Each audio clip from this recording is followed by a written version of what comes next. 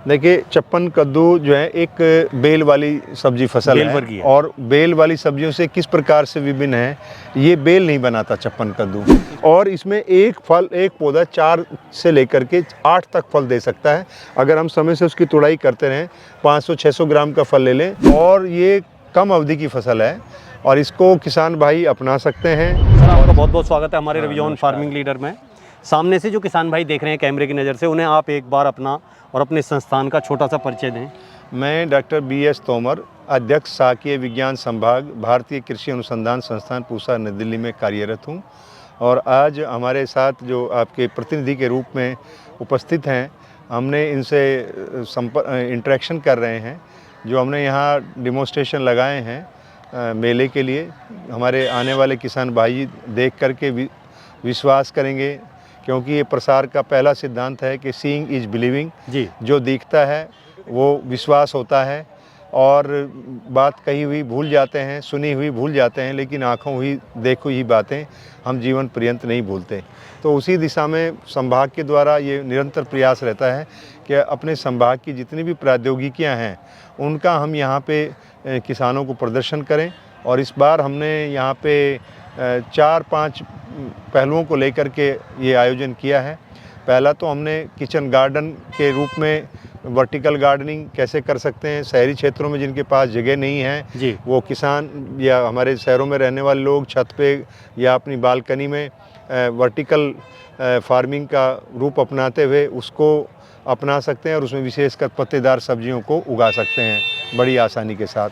तो सर, अभी जैसे कि मैं देख रहा हूँ यहाँ पे बहुत ही किसान भाई आए हुए हैं और सबका रुझान है इधर छप्पन कद्दू की तरफ जी। और वो इसे देखना समझना चाहते हैं कि ये फसल उनके लिए कितनी लाभदायक हो सकती है या इसकी कितनी मांग है, तो उसके बारे में थोड़ा सा प्रकाश डालिए। देखिए, चप्पन कद्दू जो है एक बेल वाली सब्जी फसल है और बेल वाली सब्जियों से किस प्रकार से विभिन्न है, ये बेल नहीं बनाता चप्पन कद्दू, इस प्रकार से विभिन्न है। जितनी आप लौकी, तुरई, खीरा, खरबूजा, ककड़ी देखेंगे उसमें बेल बनती है, चप्पन कद्दू में बेल नहीं बनती। ये एक बुश की तरह रहता है और बहुत अधिक इसकी ऊंचाई नहीं होती है, 70 सेंटीमीटर 75 सेंटीमीटर तक ही इसकी बढ़वार होती है। और ये कम अवधि की फसल है और इसको किसान भाई अपना सकते हैं। और इसकी पहले से भी खेती होती है। आप जयपुर के पास जाएं, आसपास में वहाँ 200-250 पॉली हाउस मिलेंगे जिसमें वो चप्पन कद्दू की भी खेती करते हैं और इसकी हम लो टनल के अंदर सिफारिश करते हैं। अच्छा, और इसको किसान अपने फार्म के स्तर पे अपना सकता है, कर सकता है। और इसकी अगर अगेती से अगेती खेती करना चाहता है किसान भाई, नवंबर के महीने में पौध तैयार कर सकता है जी। और पौध तैयार करके 25 से 28 दिन में पौधे तैयार हो जाएंगे जब 3 से 4 पत्ती के, फिर उनको रेज बेड के ऊपर लगा करके ड्रिप का इस्तेमाल करना होगा। मल्चिंग भी की जा सकती है, उससे उपज में 10 से 15% वृद्धि होती है। और ड्रिप फर्टिगेशन करते हैं तो उसका अतिरिक्त फ़ायदा किसान को मिलता है। कम फर्टिलाइज़र इस्तेमाल करने पड़ते हैं और उसका उपयोगिता ज़्यादा होती है। अगर हम बात करें सर कि इसकी जो पैदावार है वो 1 एकड़ में हमें कितनी पैदावार मिल सकती है? 1 एकड़ में कभी मैंने इस बड़े पैमाने पे इसको अपनी किस्मों को लगा के नहीं देखा है, लेकिन बागवानी के विशेषज्ञ होने के नाते मैं कहना चाहता हूँ कि एक पौधा हमारे यहाँ 6 से 8 फल दे देता है। अच्छा। पूसा सीरियस का जो हमने देखा है। और इसके फल का आकार जैसे छोटे आकार के कद्दू आते हैं बाजार में, सीताफल, उस तरह का होता है। इसका औसत आकार 400 से 600 ग्राम होता है। इस अवस्था पे भी ये बहुत ही जल्दी तैयार होने वाला होता है। इसकी छिलाई की जा सकती है, छिलके के साथ बनाया जा सकता है और इसको एक विसिल के अंदर ही तैयार हो जाता है। अच्छा, मतलब जो हम अगर कुकर में बनाएंगे तो एक ही सीटी में ये गल जाएगा। तो इससे ऐसा नहीं है कि जैसे बड़ा वाला कद्दू होता है तो वो थोड़ा हार्ड उसमें ज़्यादा होता है, तो उसमें समय ज़्यादा लगता है, एनर्जी का खपत उसमें ज़्यादा होती है, तो इसमें एनर्जी की खपत भी कम होती है और खाने में बहुत स्वादिष्ट है। और इसमें एक पौधा 4 से लेकर के 8 तक फल दे सकता है अगर हम समय से उसकी तुड़ाई करते रहें।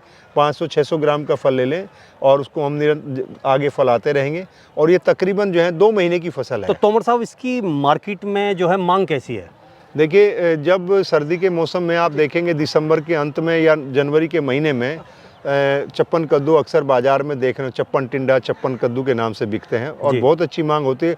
उस समय अधिकांश जो बेल वाली सब्जियां हैं वो बाज़ार में नहीं होती हैं या उत्तर भारत के मैदानी क्षेत्रों में नहीं होती हैं जी। और जब ये आता है तो बाज़ार में इसका अतिरिक्त फ़ायदा लगता है। हाँ, मतलब सब्जियों की कमी होने की वजह से इसकी जो है वैल्यू और मैं ये भी कहना चाहता हूँ कि हमारे देश में मैंने जैसे बताया कि बठिंडा के अंदर ही आप देखेंगे कम से कम 4000 से 5000 एकड़ में चप्पन टिंडा की खेती हमारे किसान भाई कर रहे हैं। जी। ऐसे ही जयपुर के आसपास में 200-250 के से ज़्यादा फार्मर ऐसे हैं जो लो टनल में इसकी खेती करते हैं और अगर ये लाभकारी नहीं तो किसान क्यों करेगा? बिल्कुल। किसान तो उसी फसल को अपनाएगा जिसमें उसको 2 पैसे दो मिलेंगे। पैसे लाभ। और अब सर बात आती है कि इसके बीज की, कि अगर कोई किसान भाई ये करना चाहे और उसे पूसा यूनिवर्सिटी के बीज लेने की ज़रूरत पड़े तो वो कहाँ कांटेक्ट करे, किस देखिए, तरीके से हमारे मिलेंगे? संस्थान में बीज उत्पादन इकाई है। बीज उत्पादन इकाई जो है बीज उत्पादन का कार्य करती है और हमारे संभाग में भी हम थोड़ी मात्रा में बीज बनाते हैं। जी। तो सभी किसानों को तो मेरे संभाग के स्तर पे बीज उपलब्ध कराना संभव नहीं है क्योंकि हमारा उद्देश्य जो है अनुसंधान करके नई किस्मों का, संकर किस्मों का विकास करना है। लेकिन हम कुछ मात्रा में बीज भी तैयार करते हैं और वो हम किसान को पहले आओ के आधार पे दे सकते हैं। जैसे अभी हमने चप्पन ये है पूसा पसंद है, इसका बीज हमारे यहाँ अभी भी उपलब्ध है, हम दे अच्छा। सकते हैं। और इस बार हमने श्रेयास का बीज उत्पादन किया है क्योंकि ये अगर हम एक साथ 2 किस्मों को नहीं उगा सकते क्योंकि आपस अच्छा। में क्रॉस कर जाती हैं और एक किस्म से दूसरी किस्म के बीच में तकरीबन 800 से 1000 मीटर की दूरी की आवश्यकता होती है। तो अनुसंधान क्षेत्र में जहाँ सीमित एरिया है जी। वहाँ पे पृथक्करण दूरी का बनाए रखना मुश्किल हो जाता है।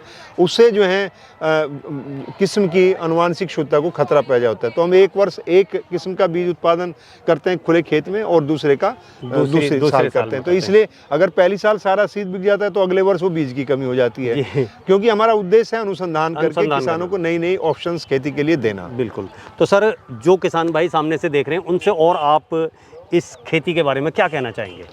मैं तो ये कहना चाहूँगा अपने किसान भाइयों का कि आप बागवानी की खेती अपनाएं, बागवानी में विशेषकर आप सब्जियों की खेती अपनाएं और उन फसलों का चयन करें जिनकी बाज़ार में मांग है और बाज़ार में किन किन फसलों की मांग है उसका आपको निरंतर बाज़ार पर नज़र रखनी होगी और तभी हमारा किसान भाई बागवानी को अपना करके ज़्यादा कम अवधि में ज़्यादा पैदावार भी मिलेगी, आमदनी भी मिलेगी और वो आमदनी के अतिरिक्त उसके परिवार के लिए पोषण होगा क्योंकि जब खेत में सब्जी पैदा होंगी तो निश्चित रूप से उसका इस्तेमाल होगा। जैसे घर में गाय या भैंस से दूध होता है तो बच्चे परिवार के लोग बिल्कुल, दूध, मक्खन, घी खाते ही हैं। पैदा करेंगे तो पैदा करेंगे, शुद्ध खाएंगे, स्वस्थ रहेंगे। बिल्कुल। और जिस प्रकार से हमारे देश में ये है कि भाई हमें कुपोषणता को हटाना है तो बागवानी फसलें और डेयरी अगर दोनों मिलकर काम करें तो निश्चित रूप से वे हमारी भुखमरी को, कुपोषणता को काफ़ी हद तक हम उसको कम कर सकते हैं। तो सर आपने इतनी अच्छी जानकारी दी उसके लिए आपका बहुत बहुत धन्यवाद। आपका बहुत बहुत धन्यवाद। आप हमारे फार्म क्षेत्र पे आए और आपने हमारे साथ ये